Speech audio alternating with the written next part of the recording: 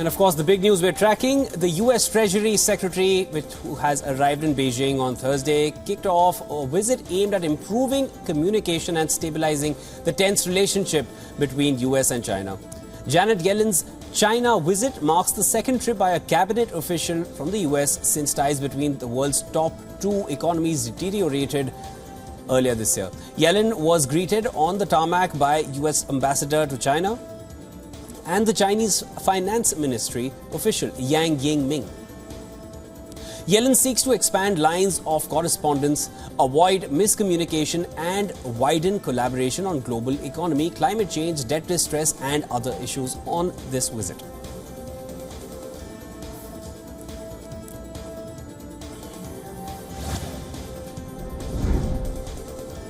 Tensions were high on Thursday's UN Security Council meeting to discuss the Iranian nuclear deal due to the participation of Ukraine's representative during the debate. At the beginning of the session, Russia's representative to the UN objected to the presence of Ukraine's ambassador. He even accused the British presidency of the council of trying to Ukrainize the session. Representatives from the US, UK and the head of the EU delegation denounced Russia for allegedly using Iranian unmanned aerial vehicles in its aggression against Ukraine. They also called on Iran to adhere to international law.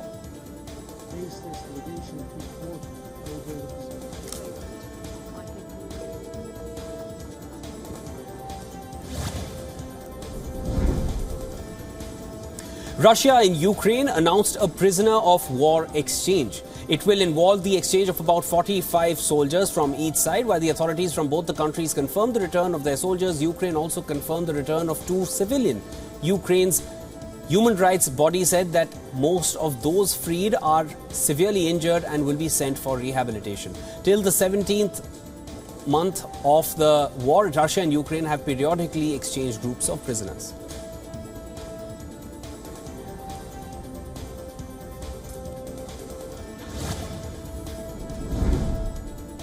Chinese President Xi Jinping said the country's military must dare to fight. He was inspecting forces operating in a flashpoint region near Taiwan. Xi Jinping's visit to eastern China comes during a flurry of diplomacy with the United States. United States has been Taiwan's main security backer and one of the main reasons that Taiwan has that strength to face China. Now, China views self-ruled Taiwan as part of its own territory. Beijing has vowed to bring the island under its control, even by force if necessary, during the inspection in eastern China's Jiangsu province.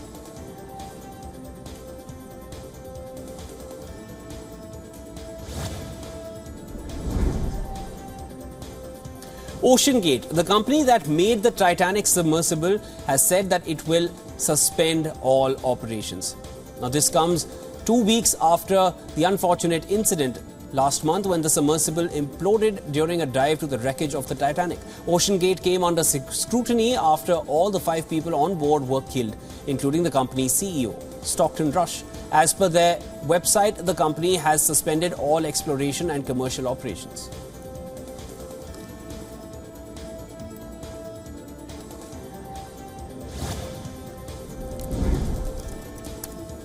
A Palestinian gunman shot and killed an Israeli near a settlement in the occupied West Bank.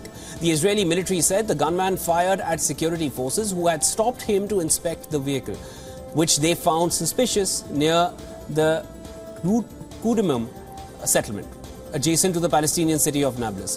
The attacker was shot and killed by Israeli forces.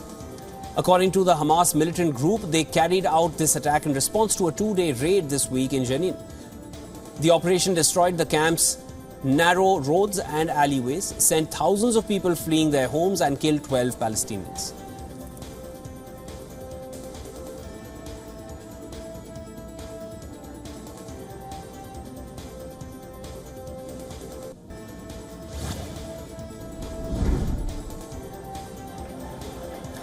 Italy, one of the most popular destinations in the world, is facing problems due to increased number of tourists. Tourism has always been positive for the nation's economy, but now it is turning out to be a menace. The country is expecting record tourism flow in 2023, particularly its capital city of Rome. 30 million tourists are expected to visit the city, increasing tourism is likely to create even more disruptions for people who work and live in Rome, the city that has been suffering chronic problems with key public services like transport.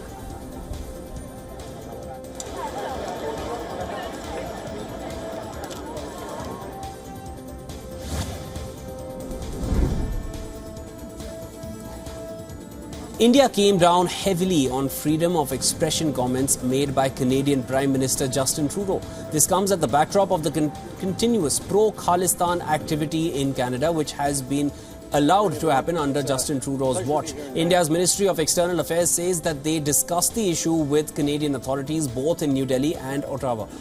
Earlier, Trudeau responded to claims that his government depends on vote bank politics. The Canadian leader denounced these claims and reports as wrong. He insisted that his government always takes serious action against terrorism.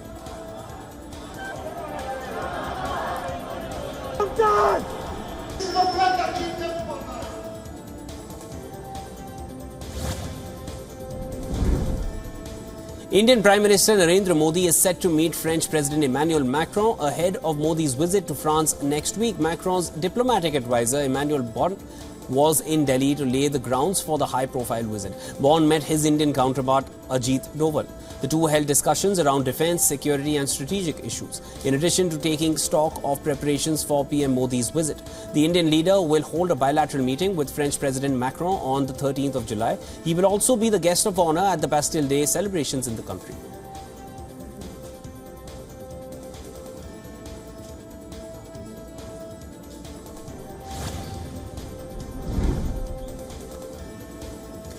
Three food delivery giants have sued New York City to block minimum pay standards for delivery workers. They argue that regulators used faulty data to calculate the new compensation rules. The companies claim that they will be forced to pass on the cost of the higher wages to consumers by raising prices. The skirmish over delivery worker pay is a part of a long-running conflict between GIG companies and labour activities.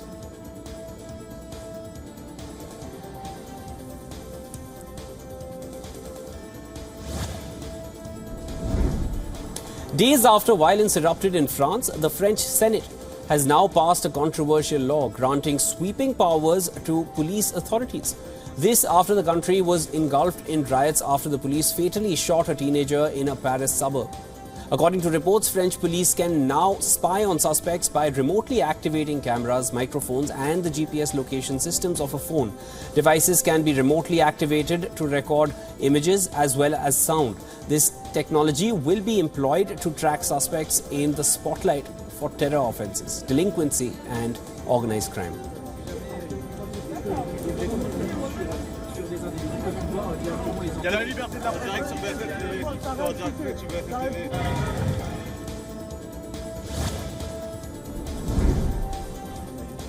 Debris of 8 aircraft have been found in Ukraine. 7 decades ago, these were the jets which were used in the Second World War, a war which saw the United Kingdom, the United States and the Soviet Union fighting from the same side as Allied powers. The UK, which assisted Soviet Union in the period between 1939 to 1945, is now assisting Ukraine in its battle against Russia. London has committed over $500 million to Ukraine in assistance, from anti-tank weapons to multiple launch rocket systems to armoured vehicles, artillery to small arms and ammunition.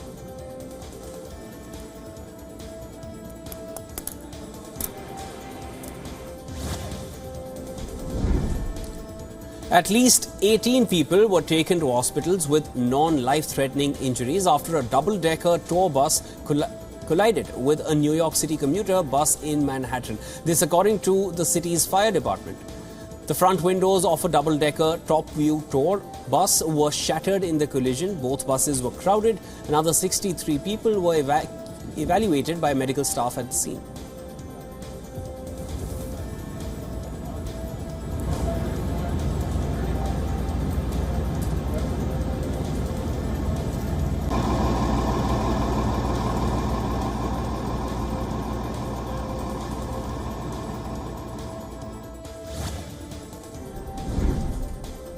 A car crashed into a school building in southwest London's Wimbledon region.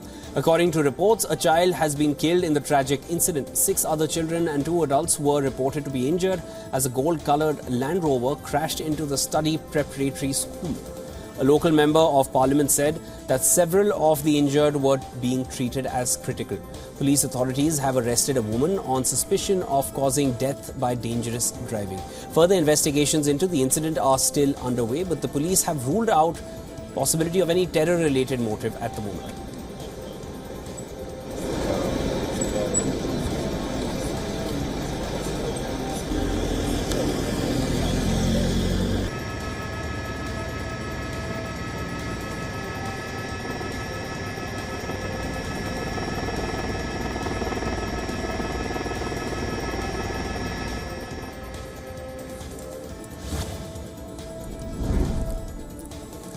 The US Food and Drug Administration has granted standard approval to Eisai and Biogen's Leqembi, a drug for patients with early Alzheimer's disease. The approval has cleared the way for wider insurance coverage of the drug. The FDA included its strongest safety boxed warning on its label. It flags the risk of potentially dangerous brain swelling for Alzheimer's drugs like Leqembi, which is an antibody designed to remove sticky deposits of a protein called amyloid beta from the brains of Alzheimer's patients.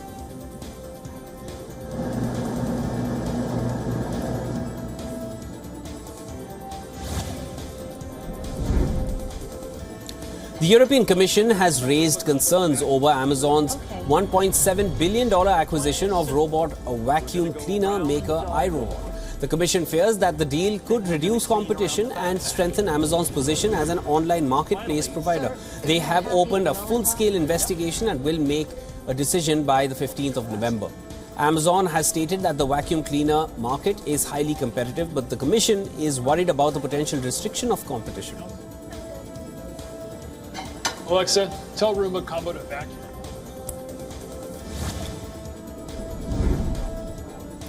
In Japan, nominal base salary has experienced its fastest growth in 28 years. According to government data, this development fuels the debate surrounding the timing of the central bank's withdrawal of ultra-loose monetary stimulus. Regular wages rose by 1.8% in May, marking the largest increase since February of 1995. The boost in base pay resulted in a 2.5% rise in nominal wages for workers. Additionally, household spending fell by 4% in May compared to the previous year.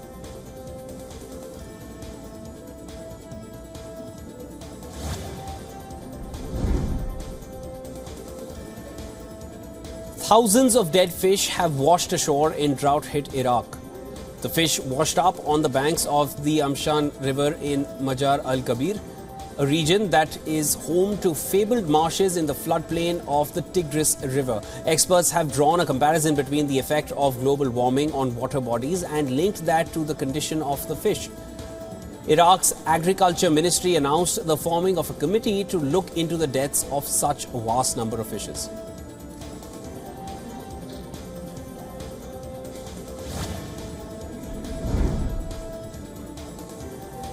In a bid to decarbonize, companies will now explore giant kites that drag cargo ships, which will be now trialed. The kite is called Sea Wing and it is developed by Airseas. The company anticipates that a 1,000 square meter parafoil kite flying at an altitude of 300 meters will cut fuel consumption by about 20%.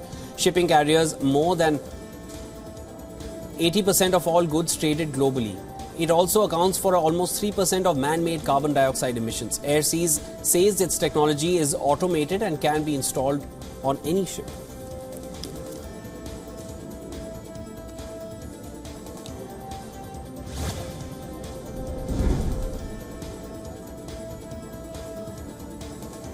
Amid soaring temperatures and in a hope to keep cool, the locals in Cairo took a swim in the Nile. Last week, Egypt experienced one of its many summer heat waves with temperatures soaring above 100 degrees Fahrenheit. Globally, Earth's average temperature on Wednesday remained at an unofficial record high. Scientists have warned for months that 2023 could see record heat. Driven largely by burning of fossil fuels like coal and gas, the atmosphere has warmed up.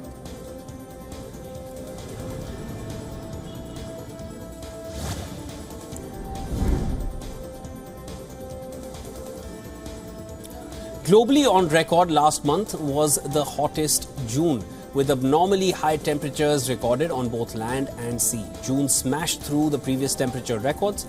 Above average temperatures swept through countries like India, Iran and Canada.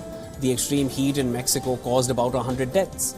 Scientists suggest that climate attached with the emergence of El Nino weather pattern have fueled record-breaking temperatures.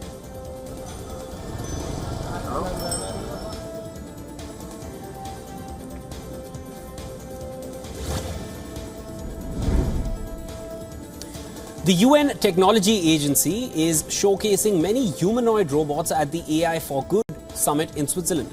The robots are on display at the AI for Good conference in Switzerland. Amongst the star robots, Nadine stands tall. She is a caregiving robot with social emotions. The event also features the 4NE1, that can handle industrial tasks and improves manufacturing abilities. Interestingly, UN agencies are already using AI under the World Food Programme that pulls together data to identify areas sliding towards hunger. It is also developing remote-controlled trucks to deliver emergency aid in areas.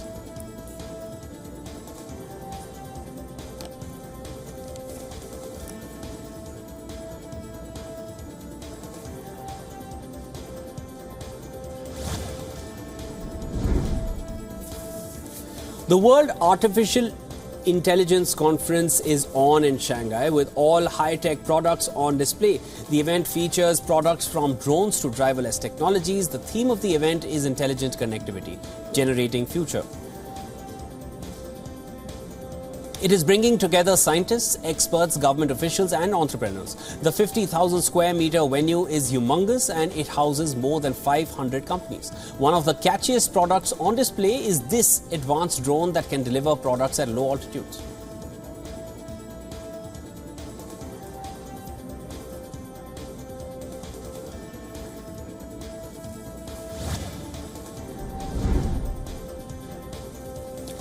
Angelo Aragone's bake shop, famously known as the Bakery of Popes, is about to wind up its 90-year-old business. Bread from the bakery has served every pontiff from the first sovereign of Vatican City to the current leader of the Roman Catholic Church. The bakery was opened in the year 1930 and became an instant hit among the residents of Vatican City.